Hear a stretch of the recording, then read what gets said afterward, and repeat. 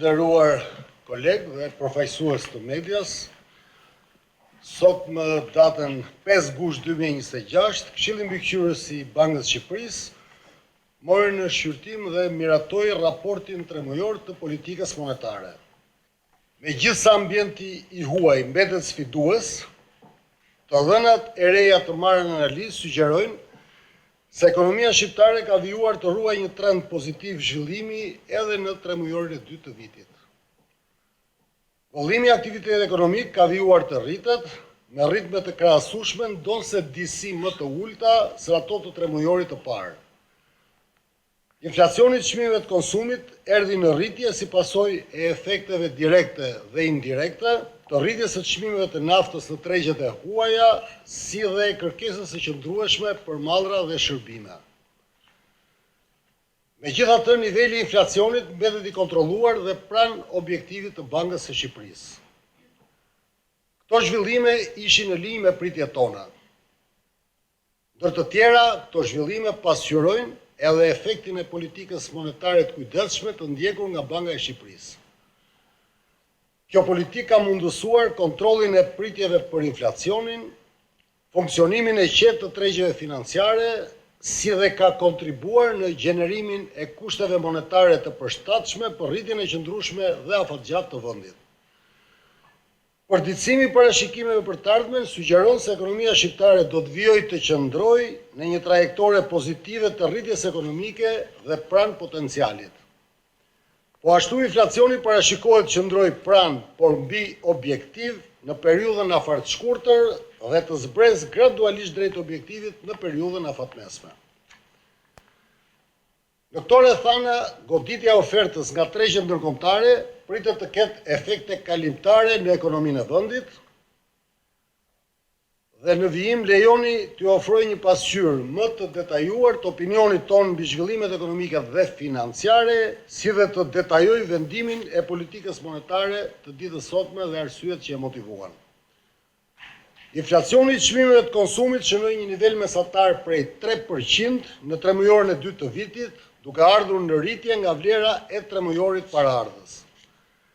Megjithatë, rritja e inflacionit në vend ka qenë e përmbajtur dhe ky tregues vijon të jetë në linjë me pritjet tona. Kjo ecuri u diktua si nga ecuria e çmimeve në tregjet ndërkombëtare në ngjashmëri me zhvillimet në ekonomitë partnere, ashtu dhe nga niveli i lartë dhe i qëndrueshëm i kërkesës agregate në vend. Rritja e inflacionit në tremujorin e dytë ishte në përputhje me pritjet tona. Nga këndvështrimi i strukturës së shportës së konsumit, rritja e inflacionit gjatë këtij tremujori u ndikua nga rritja e çmimeve të transportit, rritja e çmimeve të ushqimeve të papërpunuara dhe të disa artikujve të shërbimeve. Nga ana tjetër, inflacioni i artikujve me çmime të rregulluara shënoi rënje, ndërsa inflacioni i çmimeve të qerave vijoi të qëndrojë në nivele relativisht të larta. Në aspektin makroekonomik, ecuria e inflacionit gjatë kësaj periudhe është nxitur nga rritja e presioneve të brendshme e të huaja inflacioniste. Në veçanti, kërkesa e lartë për mallra e shërbime është pasqyruar në një pozicion ciklik pozitiv të ekonomisë shqiptare dhe në rritje të inflacionit bazë atij të brendshëm gjatë tremujorit të dytë. Po ashtu, rritja e çmimit të naftës dhe të produkteve energjetike në tregjet e huaja ka pasur efekte direkte dhe indirekte rritëse në inflacionin e importuar, efekte të cilat janë zbutur vetëm pjesërisht nga forcimi i kursit të këmbimit. Megjithatë, duke përjashtuar inflacionin e lartë qerave, inflacioni i pritet të ketë natyrë kalimtare, presionet e brendshme mbeten në linjë me objektivin tonë të stabilitetit të çmimeve. Informacioni disponuar sugjeron se ekonomia shqiptare ka vijuar të rritet me ritme solide gjatë gjysmës së parë të këtij viti.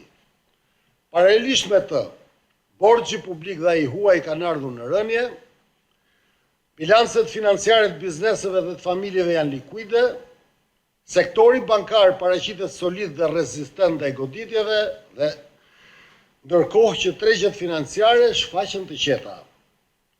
Rritja ekonomike vijon të ushqehet nga bilancet e shëndosha financiare të sektorit privat, besimi për të ardhmen të ardhura nga turizmi dhe kushtet e favorshme monetare dhe financiare. Sipas të dhënave të Instatit, vëllimi i aktivitetit ekonomik në vend u rrit me 3.7% gjatë tremujorit të parë, mbështetur nga zgjerimi i konsumit familjar, investimeve të bizneseve dhe eksportit të mallrave dhe shërbimeve. Nga ana tjetër, politika fiskale ruajti një natyrë konsoliduese dhe impulsi fiskal mbeti në territor negativ.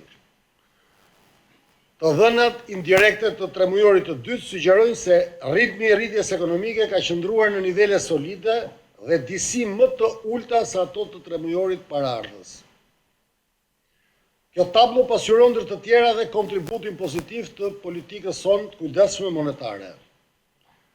Reagimi në kohë dhe konsistent ndaj zhvillimeve në inflacion ka bërë të mundur ruajtjen e stabilitetit të çmimeve, kontrollin e pritjeve për inflacionin, funksionimin e qetë të tregjeve financiare, frenimin e shpejtësisë së forcimit të kursit këmbimit, si dhe përmirësimin e kushteve të financimit.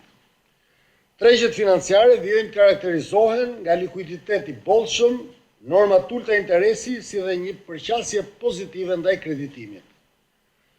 Këto kushte financiare janë posqyruar në zgjerimin e shpejtë dhe me bazë të gjerë të kredisë për sektorin privat.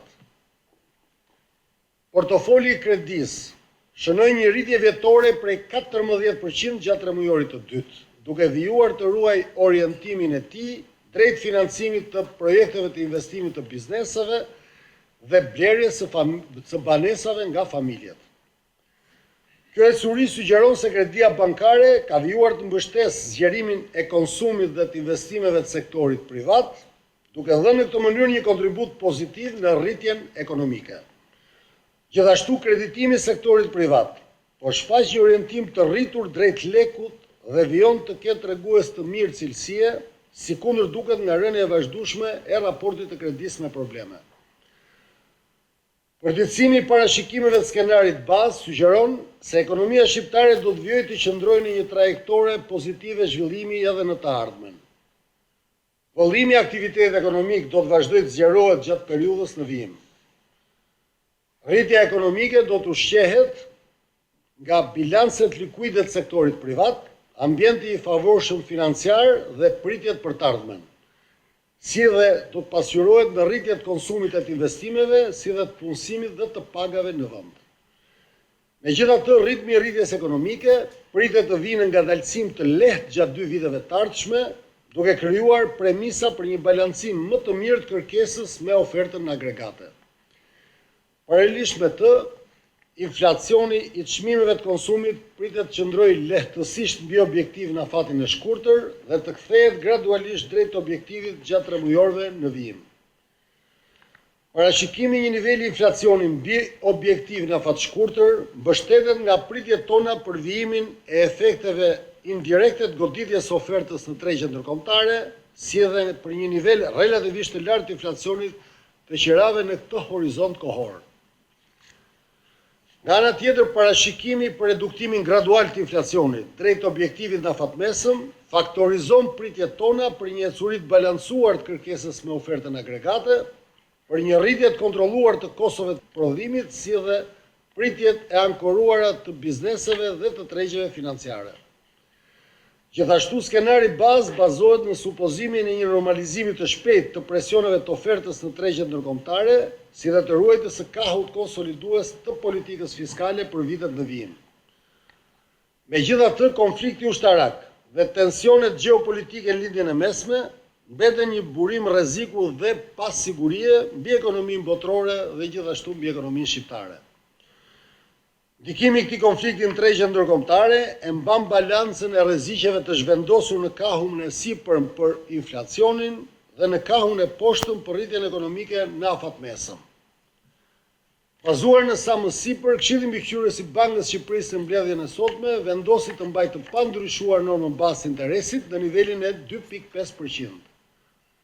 Gjithashtu, Këshilli i Mbikëqyrës vendosi të mbajë të pandryshuar normën e interesit të depozitës njëtitore në nivelin e 1.5% dhe të mbajë të pandryshuar normën e interesit të kredisë njëtitore në nivelin e 3.5%.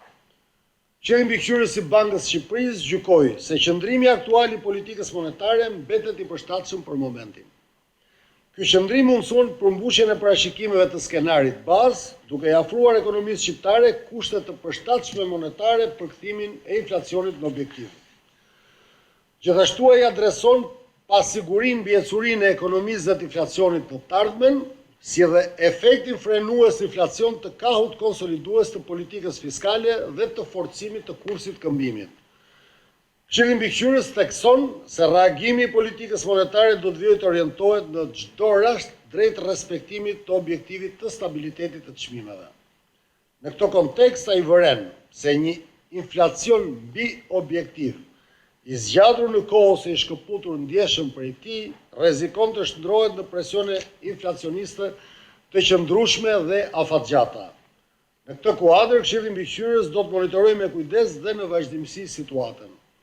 Bazuar në dënat e reja, Këshilli i Mbikëqyrës mbetet i gatshëm të reagojë në kahun dhe me forcën e duhur ndaj çdo rreziku material mbi stabilitetin e çmimeve. Ju faleminderit, kjo është deklarata pas mbledhjes sot në Këshillin e Mbikëqyrës Bankës së Shqipërisë.